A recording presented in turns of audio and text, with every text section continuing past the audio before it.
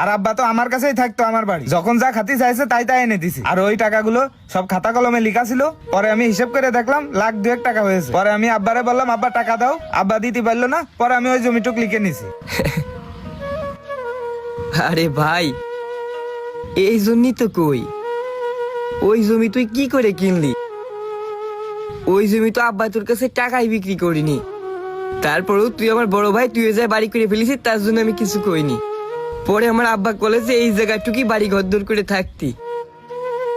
তার মানে আব্বারে তুই ওষুধ কিনে দিয়ে, ফল কিনে দিয়ে, যা খাতি রয়েছে তোর বাড়ি রেখে এই সব টাকা লিখে রেখে রেখে হিসেব করে যখন মেলা টাকা হয়ে গেছে আব্বারে বলিস, আব্বা তো তখন দিতে পারবে না, কারণ আব্বা অসুস্থ।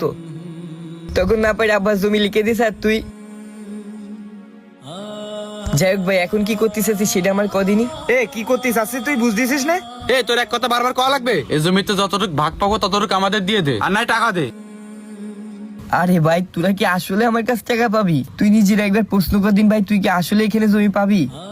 না আব্বা, তুমি কার সাথে বকতে চাও? আব্বা, ওর সাথে অত কথাকে লাভ নেই। তোমার কাছে কাগজপত্র রয়েছে না? ওর নামে মামলা করে দাও। ও ভাই চাচা দেখার সময় নেই। হ্যাঁ তুই ঠিকই কইছিস, সোজা আঙুলে ঘি না উঠলি আঙুল বেকাই দিবানে। এ ভাই,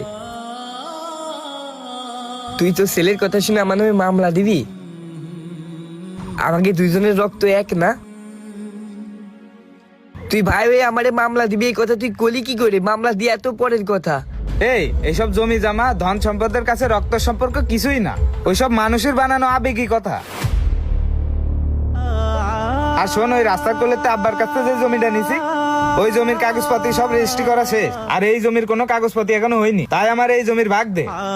ও আচ্ছা, তার মানে তুই আগের থেকেই প্ল্যান করেছিলি যে তুই এই ঝামেলাটা করবি, তার জন্য তুই আগে আগে তোর জমির কাগজপাতি করে ফেলিস। আর আমি আরো মনে করেছি যে আমার রক্তের ভাই, আমি এখানে ঘর করতে আসলে ও কোনো বাধা দিতে আসবে না। আমি এক কোনায় ঘর করতেছি, ও তো এক পাশে আছে, ও কোনো ঝামেলা করবে না, তাই আমি আর কিছু করিনি। আর তুই সেই সুযোগে এসে ভাগটা চাই বসলি। ভাই, আব্বা তো তোর একটা সরকারি চাকরি দিল, তুই যাই হোক ভালো ছিলি, কিন্তু আমি একটা চাকরি বাকরি পাওয়ার আগেই আব্বা দুনিয়ার থেকে চলে গেছে। আমি তেমন কিছুই করতে পারিনি। তা তোর তো ভাই মেলায় অর্থ সম্পদ আছে, তুই ভালোও আছিস, তুই এইটুকুনি জমি নিয়ে আর ঝামেলা করিস না ভাই। আমি এই ঘরটা করে আমার মেয়েটা বিয়ে দিয়ে আমি এনে থাকি, আমি ওই জমি কখনো তোর কাছে সাথী যাবার না। আব্বা আবার সে এক কথা করছে।